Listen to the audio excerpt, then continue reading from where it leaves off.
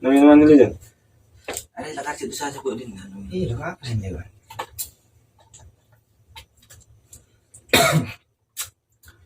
Oh, sebenarnya.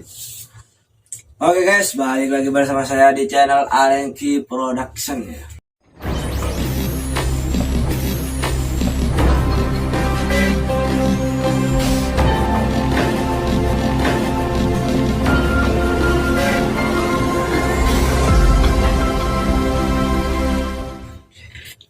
Production. Pada video kali ini saya akan sharing-sharing ya. Sekaligus bertanya dari pengajar dengan Mas Munir. Pasti belum lupa kan dengan Mas Munir. Gak asing mukanya, pasti nggak bakalan lupa. Kita akan sharing-sharing tentang seni dan pasti bukan tentang seni ya, masih banyak, tapi yang dipertanyakan dulu seni. Mas Munir ini kan kuliah, sebenarnya sih agak nyeleneh ya, lulusan SMK, kuliah ambil jurusan Sendera Tasik. Iya. Aneh kan? Iya. Nggak sejalur dari SMK ke jurusan Sendera Tasik itu kan agak nyeliot. Iya, memang agak aneh ya. Iya, agak aneh. Soalnya kan apa? Sebenarnya sekolah itu bukan terpaksa sih. Istilahnya bukan terpaksa untuk masuk di SMK, tapi emang dulu waktu itu ya disuruh masuk SMK karena SMK dulu masih kekurangan siswa. Memang dari SMP suka tentang yang berbau kesenian, yang berbau sastra, istilahnya suka. Itu aja. Sekarang saya mau bertanya, Mas Munir jurusan Sendera Tasik otomatis sudah paham tentang seni. Paham tentang seni. Ya ibaratnya bukan paham Mas, karena orang gini, kalau di perkuliahan itu kan ada 3 tingkatan. Iya. Apa aja tuh? Misal semester 1, 2 ini kan orang yang masih sombong. Dalam Semester artian, 1, semester 2 ini sombong mahasiswa Mas. Semester 3, 4 ini mulai tawadu. Semester 5, 6, 7, 8 ini sudah mulai rodok apa ya istilahnya, menganggap dirinya tidak tahu apa-apa Mas. tapi bukan rodok gendeng. Nah, bisa jadi juga masuk di situ. Masuk juga rodok Bisa. gendeng. Di semester 1, 2 ini orang mahasiswa akan sombong. Karena kenapa? Dia apa ya? Sudah tahu ilmu baru. Dia paham ilmu baru. Misal, ketika saya masuk di kesenian, terus pulang, gitu kan, pulang ke Madura, orang yang berbicara tentang seni itu nggak tahu apa-apa Mas. Hanya saya yang tahu. Orang yang membahas tentang teater itu salah. Hanya aku yang benar Mas. Paham kan? Paham. Nah, baru menginjak semester 3, 4, ini sudah mulai sadar. Loh, kok saya belum nyampe ke pelajaran ini? Kok orang itu sudah nyampe? Sudah mulai sadar. Terus semester selanjutnya, semester 5, 6, ini rodok-rodok wis gak tahu apa-apa. Ketika ngobrol dengan orang luar, ketika ngobrol dengan seniman-seniman yang sudah paham tentang seni, ini sudah kayak gak paham paham lagi tentang seni gitu Mas. Oh iya. Gitu Mas. Paham. Semua mahasiswa rata-rata seperti itu semua. Dari tingkatan-tingkatannya. Nah, tingkatan-tingkatannya gitu. Karena saya sudah mengalami sendiri soal itu. Sombong, tawaduk, kemudian merasa tidak tahu apa-apa atau merasa tidak mengerti apa-apa. Padahal kan tahu, cuma Ya, seakan-akan masih bodoh. kurang. Iya. Masih kurang. Apa yang selama ini dipelajari di perkuliahan, di bangku kelas, itu masih kurang. Aku loh belum tahu apa-apa tentang ini. Gitu. Kadang kan ada juga yang nggak tahu apa-apa tapi omongannya wah. Ya, ada sih, Mas. Ada.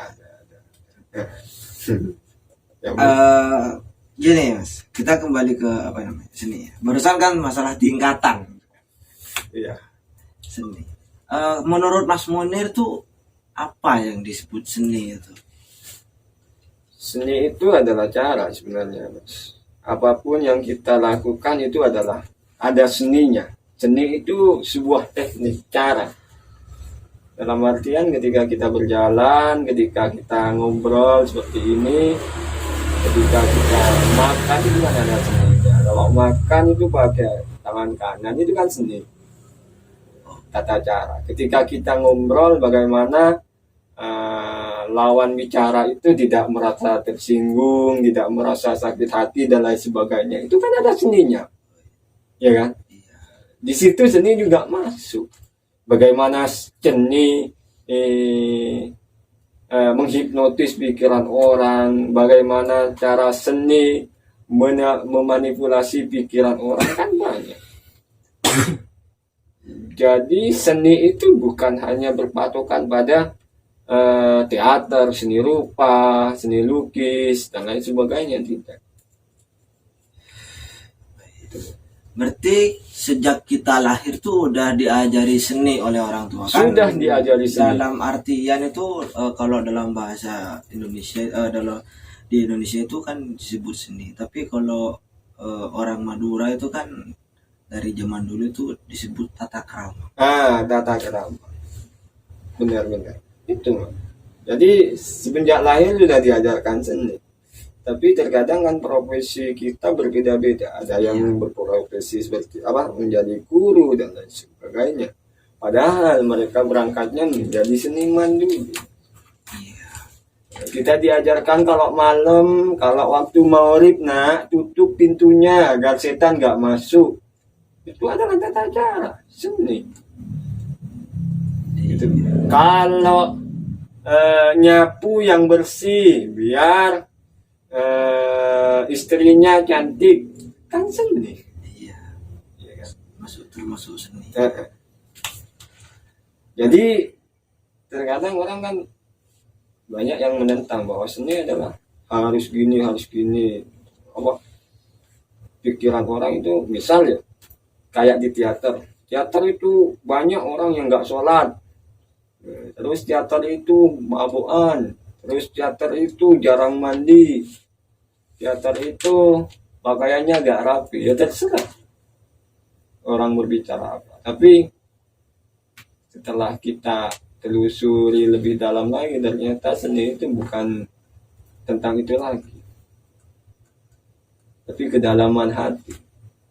Apa yang meskipun misal ya pakaian Mas Dendi gak sesuai atau gak layak, tapi apa isi hati Mas Dendi?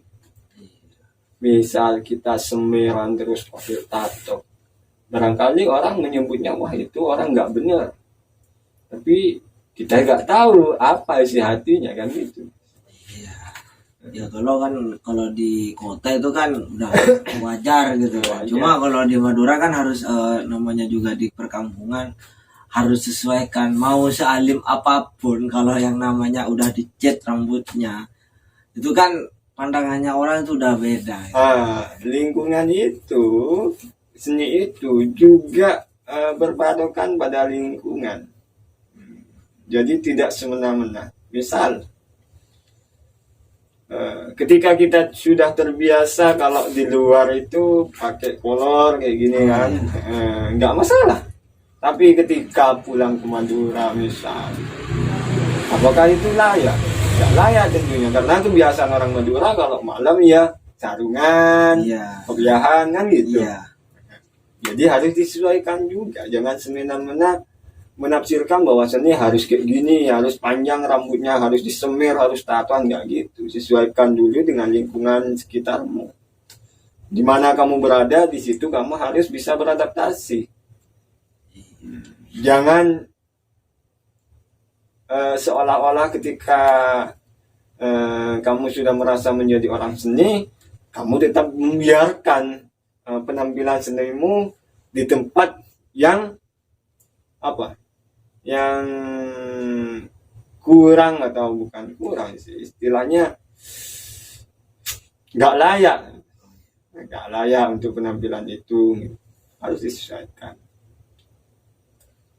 Kenapa orang-orang sering berbicara bahwa orang seni itu nggak rapi penampilannya? Karena memang dari orang seninya sendiri, bukan dari orang yang bicara. Karena kenapa orang seni sekarang yang sok-sokan, istilahnya sok-sokan. Iya. Sosokan gimana itu? Ya sok-sokannya ya karena sudah menganggap dirinya orang seni, rambutnya ya gak rapi terserah gitu. Tapi seandainya seseorang seni itu potong rambut yang keren, yang mapan, yang bagus, yang rapi, mungkin pandangan orang-orang nggak gitu tentang seni. Iya. Dari orangnya sendiri kan. Dari orangnya sendiri, jangan hanya menyalahkan orang lain, tapi pikirkan juga diri sendiri. Gitu. Ya karena kan kita contoh ya, Mas Munir kan dalam kesini itu pulang ke Madura, ke kampung, ke halaman rumah itu kan pulang, rambutnya gondrong terus tatoan itu kan, dicat lah intinya, semuanya tentang seni. Itu kan seakan-akan Mas Munir tuh menunjukkan bahwa seni itu seperti ini. Sebenarnya yang salah itu orangnya sendiri, yang membawa orang-orang seni sendiri, yang membawa seni ke maka dari itu seni dicap orang yang tidak benar, gitu loh Mas. Iya. Sebenarnya timbulnya dari orang seni sendiri, bukan dari orang-orang. Orang seni itu memang bebas, orang seni itu bebas, tidak ada batasan di dalam berkreasi, berimajinasi, tidak ada batasan. Tapi sesuaikan, beradaptasi dengan lingkungan. Ketika kamu pulang ke sini, di situ mungkin tidak menerima kesenianmu, ya jangan paksakan, coba cari lagi seni mana yang bisa diterima. Gitu, jangan memaksakan. Misal ketika kita misal diundang pentas di pondok, ya kan? Iya. Sementara di sini kan bebas pentas, nggak pakai baju, terus koloran tok. Tapi ketika kita diundang di pondok, disuruh pentas di pondok, kita harus sesuaikan. Jangan semena-mena, tidak ada batasan atau bebas, enggak. Tapi sesuaikan dulu dengan situasinya. Kalau di pondok ya harus minimal lah sarungan terus pakai celana panjang, terus kaosan lah. Jangan sampai nggak pakai baju, apalagi cuma koloran. Kan nggak gitu. Harus sesuaikan dengan seni yang ada di pondok. Gitu.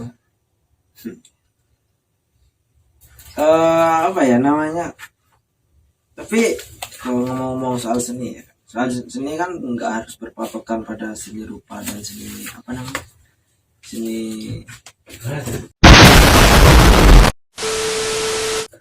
bicara soal seni kan banyak gitu.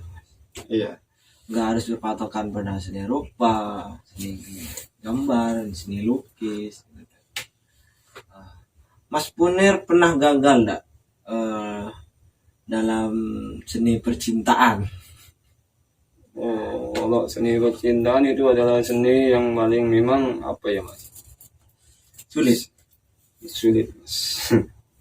Kalau Khalil Gibran mengatakan kita harus pasrah ketika cinta memanggil. Jadi kita harus pasrah ketika kita berhadapan dengan cinta. Karena yang paling utama memang apa ya? Yang paling utama di dalam percintaan itu kita harus siap sakit hati, gitu ya. Berarti dalam artian bukan seni mencintai, seni menyakitkan diri sendiri. Seni melukai diri sendiri. Memang seperti itu mas konsepnya. Apapun, karena setiap kita memulai percintaan di situ pasti ada semacam kayak cemburu, sakit hati dan lain sebagainya. Nah, sebelum mulai kepada percintaan maka terlebih dahulu kita memikirkan bahwa aku loh harus siap sakit hati, gitu mas. Nah, ketika kita langsung memikirkan wah aku ketika berpacaran dengan dia, bertemu dengan dia aku bahagia dan lain sebagainya, nggak tentu. Banyak seni yang harus dihadapi. Gak semudah itu. Tapi menurut aku sih ya, seni yang udah bisa nyakitin diri sendiri tapi dicoba lagi, disakitin, dicoba lagi. Ya cuma itu. Seni menyakitkan diri sendiri. Mencintai. Seni cinta. Iya, seni cinta itu udah disakitin, udah sakit, tapi dicoba lagi. Dicoba lagi, udah sakit dicoba lagi. Padahal kan udah sadar. Disakitin, wah, aku contoh ya diselingkuhin. Tapi kenapa masih coba lagi gitu kan? Itu sebenarnya gini mas,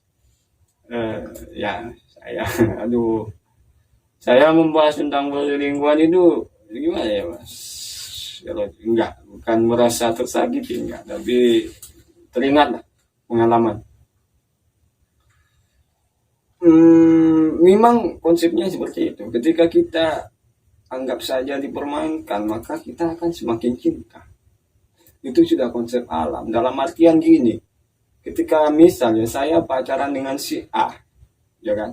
Saya pacaran dengan si A, kemudian saya si A bermain-main di sana, otomatis saya kalah. Saya terus mengejar dia, meskipun diselingkuhi. Memang konsep alam. Jadi gini, konsepnya ketika sampian tidak mau ketika sampian tidak mau dibunuh, maka sampian harus membunuh. Harus. Dalam artian dalam tanda kutip, Anda harus tega. Ketika Anda tidak mau disakiti, maka Anda harus menyakiti. Iya. Benar. Masuk akal. Ini bukan kalau berbicara tentang cinta memang tidak berpikir seperti itu, dalam artian kita harus menerimanya kan. Apapun yang terjadi kita harus menerima, paham. Tapi jika Anda ingin bermain,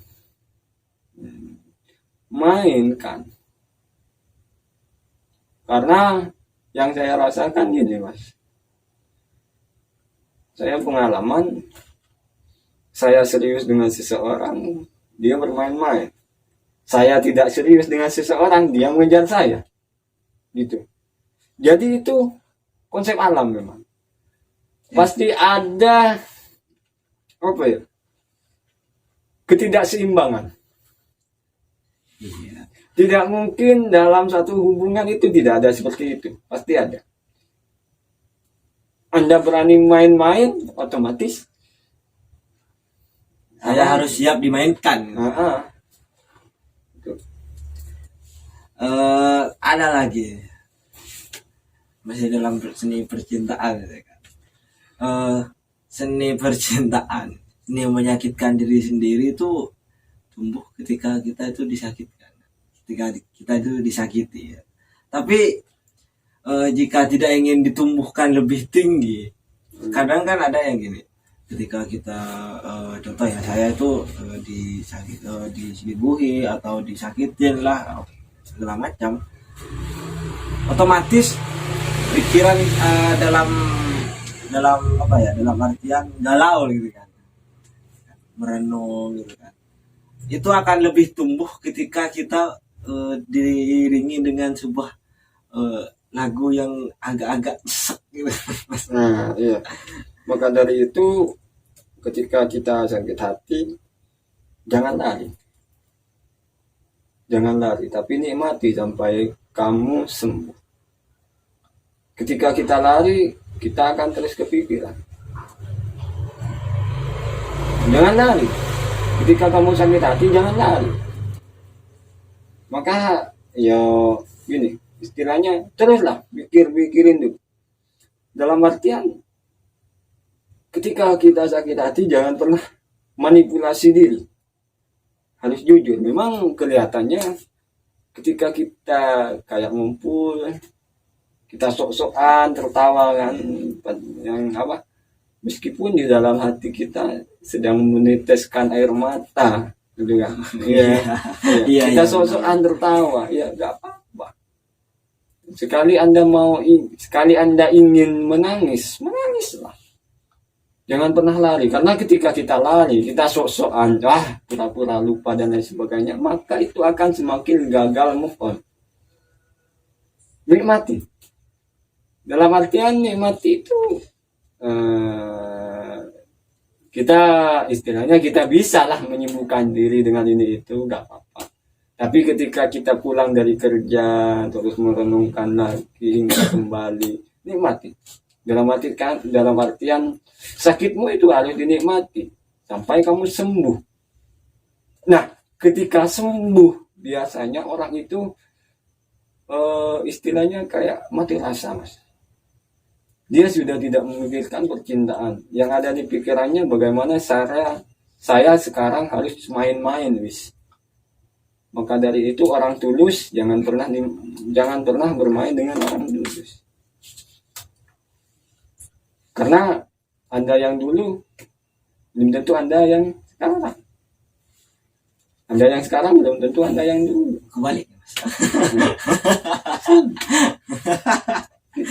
Iya. Tapi ya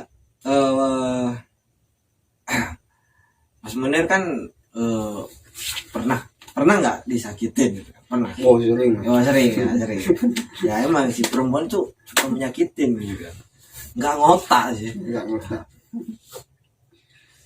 Bilangnya laki-laki itu semua sama. Padahal ya yang dicari tuh yang beruang lah.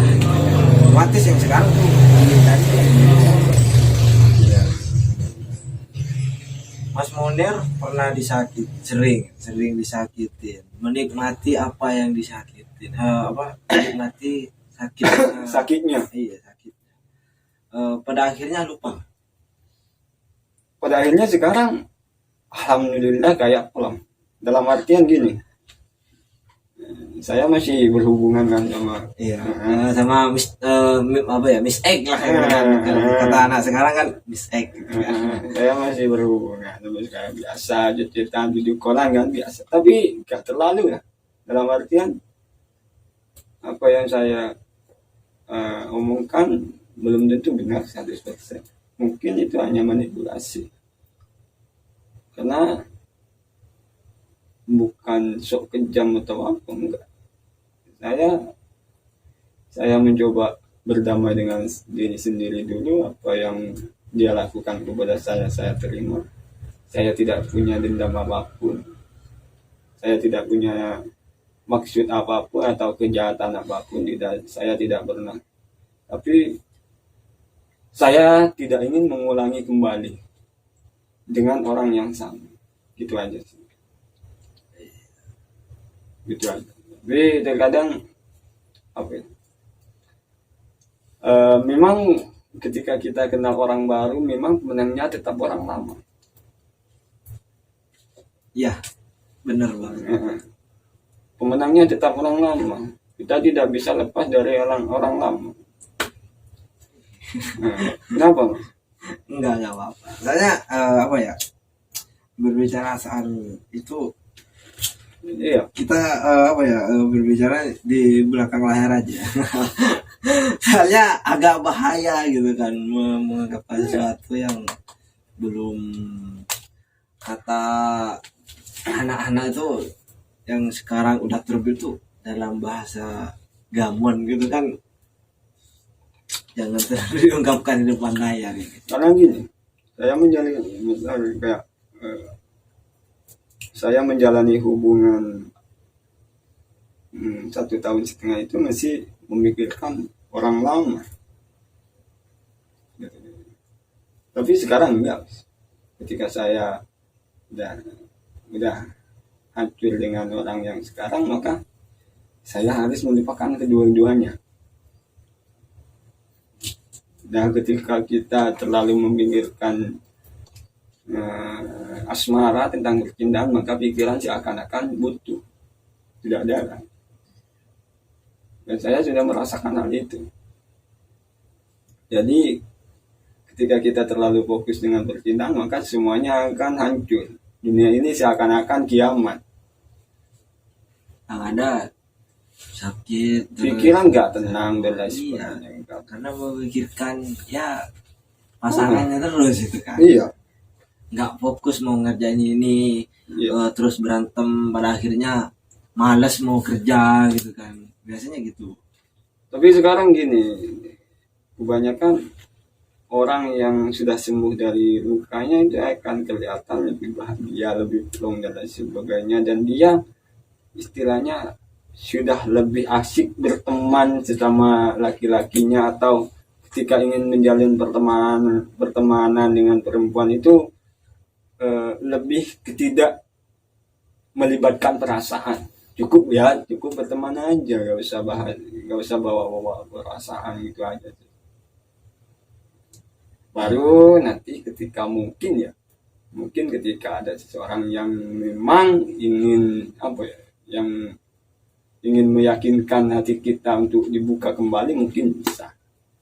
Tapi itu udah sulit banget, karena bukan gini, sesakit apapun laki-laki, dia tidak istilahnya jangan pernah terlihat lemah. Jangan pernah terlihat lemah apapun kondisinya. Ya kita santai-santai saja lah. Santai-santai saja. Biasanya kan harus balas dendam, harus gini, harus punya pacar baru, enggak. Itu apa ya, kalau itu mah menurut saya itu hanya sebuah untuk memamerkan diri sendiri. Nah, itu juga kadang bisa diartikan gini, putus terus ada yang lebih seperti si A itu, si laki-laki itu lebih duluan punya cewek itu, kadang mantannya itu bilang, kadang banyak yang mengartikan gini, dia itu lebih murah. Iya kan? iya.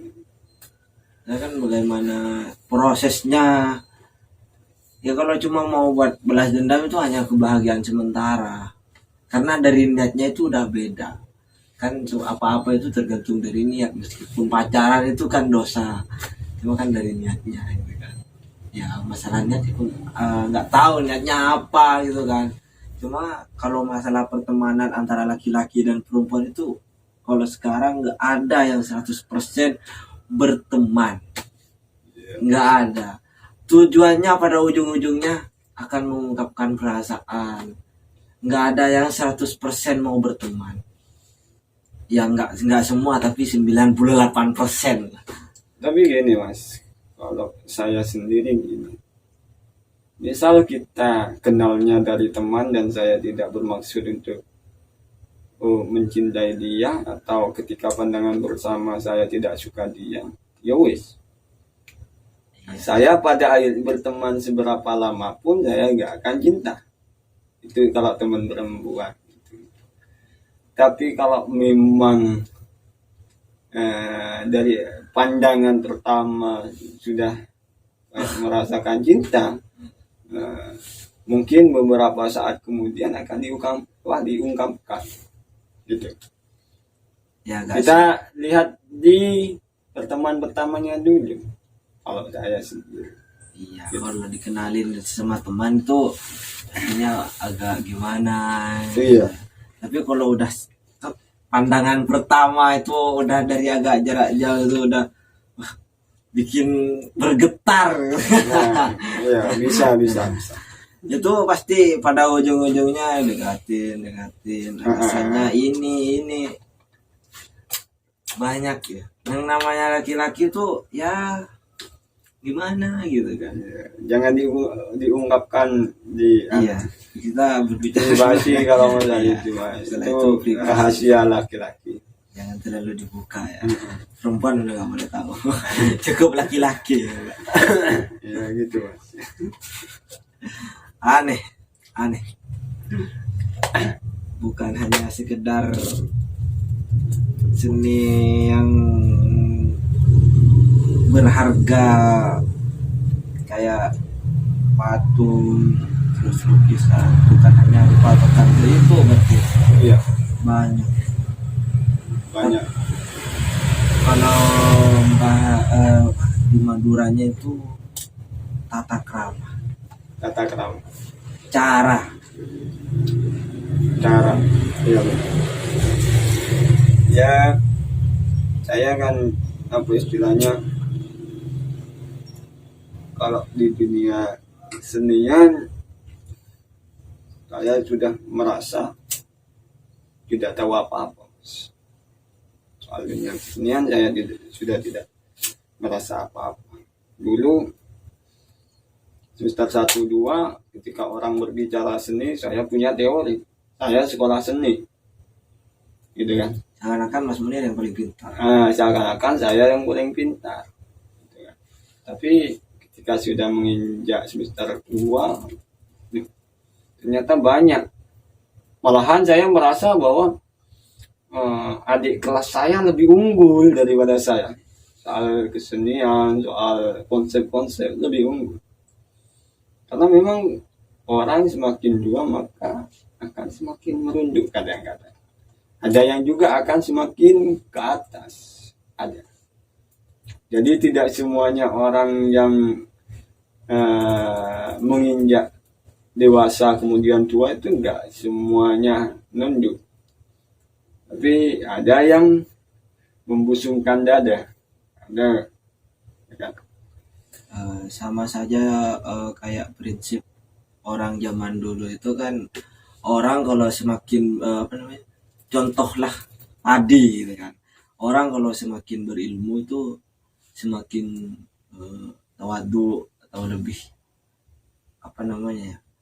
lebih menghargai. Betul sekali. Ya. Ketika semakin berisi tidak semakin angkat dada gitu kan, tidak semakin menegakkan diri gitu kan. Malah lebih lebih menghargai yang baru belajar atau yang nggak tahu itu nggak sok-sokan dalam artian nggak si paling tahu segalanya intinya. Takutnya kan lawan bicaranya itu kan lebih ilmunya itu lebih tinggi gitu kan. Barangkali orang yang diem itu bukan orang bodoh, tapi mungkin sedang bertengkar dengan isi pikirannya. Ketika kita misal sedang mengobrol, kita bareng ngobrol-ngobrol, kemudian ada seseorang yang sedang diem atau tidak bicara, mungkin dia sedang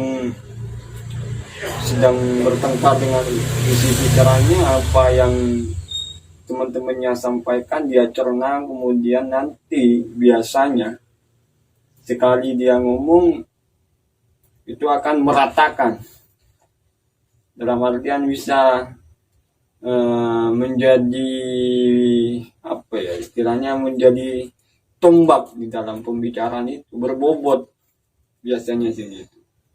Nah, terkadang yang terlalu banyak bicara itu apa ya, isinya hanya bacot doang, Ngarang. ngarang. Jangan terlalu, sebenarnya komunikasi itu penting, belajar apa, belajar komunikasi itu penting, sangat penting, sebab pekerjaan sekarang banyak syarat-syaratnya ya harus pintar komunikasi kan. Iya. Tapi kalau di pertemanan atau ketika kita ngobrol dengan seseorang, jangan terlalu mengandalkan hal itu. Cukup kita menyeimbangkan. Dalam artian ketika kamu membahas tentang ini, maka seimbangkanlah, ikutlah ke dalamnya. Jangan, wah saya kalau mah seperti itu saya sudah dari dulu tahu. Kalau masalah itu saya sudah punya. Kan gitu kebanyakan. Maka isinya bacot. Ya seakan-akan kita hanya berpura-pura bodoh, tapi dalam hatinya itu mau ketawa gitu kan, gimana? Ya kan sama saja gini. Contoh ya kayak saya kan punya orang tua, udah kerja. Terus saya kerja juga, berangkat merantau kerja. Terus pulangnya cerita ke orang tua, wah kerja gini capek-capek. Kan padahal orang tua itu lebih tahu, lebih dulu. Benar sekali. Nah, nyambung kepada kenapa Indonesia ini tidak maju? Kenapa Indonesia ini tidak maju? Karena menganggap bahwa orang kita itu bodoh. Misal saya kuliah di jurusan pertanian, pulang ke Madura. Orang Madura kan otomatis petani semua. Konsep pertanian itu nggak kayak gini. Konsep pertanian itu harus gini. Siapa yang membiayai kamu kuliah sampai kamu menjadi sarjana pertanian? Orang tuamu, ya kan? Terus kamu kalau nggak kuliah, apakah ngerti teori pertanian? Nggak ngerti. Padahal yang lebih dulu masuk di pertanian itu kan orang tua. Cuma bedanya di orang tua itu langsung praktek, langsung mengerjakan. Kan kalau perkuliahan itu masih materi, habis itu praktek. Masih teori lah istilahnya. Iya, teori. Itu sebabnya, karena menganggap orang tua kita itu bodoh. Padahal yang membiayai itu orang tua. Sama halnya dengan kayak sekarang, kalau tidak kuliah kedokteran maka tidak akan terpandang. Ya. Contohnya seperti itu. Kalau tidak kuliah kedokteran tidak akan terpandang. Kita lihat bagaimana penanganan rumah sakit terhadap pasien di Indonesia, dan bagaimana kondisi orang-orang sakit di mana-mana terlantar, tidak ada yang ngobatin. Bagaimana tentang itu? Padahal setiap tahunnya berapa ribu sarjana diluluskan, ya kan? Terus fungsinya kuliah kedokteran itu apa? Untuk cari uang, bukan berharga, istilahnya bukan bermanfaat untuk orang lain. Hanya cari sebatas hanya cari uang. Gitu. Misal kayak jurusan hukum. Hukum kalau di perkuliahan adalah tingkatan di bawah kedokteran. Jurusan hukum. Terus bagaimana hukum di Indonesia? Hancur.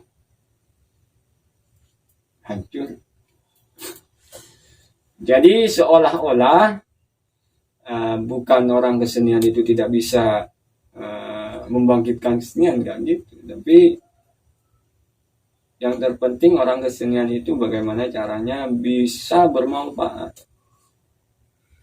Bukan semuanya harus semuanya disulap menjadi kesenian, nggak gitu.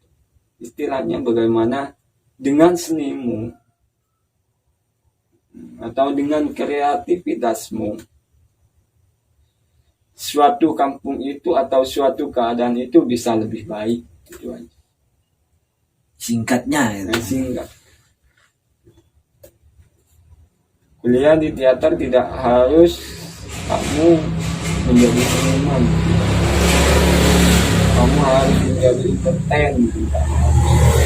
Jadi bagaimana caranya kamu bisa bermanfaat untuk orang lain, itu yang terpenting. Karena ketika kita terlalu memikirkan uang, mungkin yang berjalan ya apa ya istilahnya, untuk uang itu sendiri, tidak untuk bermanfaat bagi orang lain. Maka ketika kita menolong orang, yang ada di pikiran kita mungkin tentang uang saja, tentang gajian. Sebenarnya sih yang namanya uang tuh dari faktornya itu perempuan. Bisa jadi. Bisik-bisik ya. Bisa jadi. Karena semuanya butuh uang, Tekanan batin. semuanya butuh uang dan lain sebagainya. Bisa. Saya sudah memahami, takutnya lebih tinggi. Saya takutnya kurang paham. Iya. Oke, mungkin cukup ya Mas. Oke cukup. Tentang kesenian yang bukan hanya bertujuan pada satu atau dua, melainkan banyak yang seni. Setiap harinya kita melakukan seni tanpa kita sadari, itu adalah sebuah seni. Mungkin cukup sampai di sini saja sharing-sharing kita. Jika ada yang perlu ditanyakan atau yang tidak dimengerti, silahkan tanyakan saja di komentar. Oke, dari saya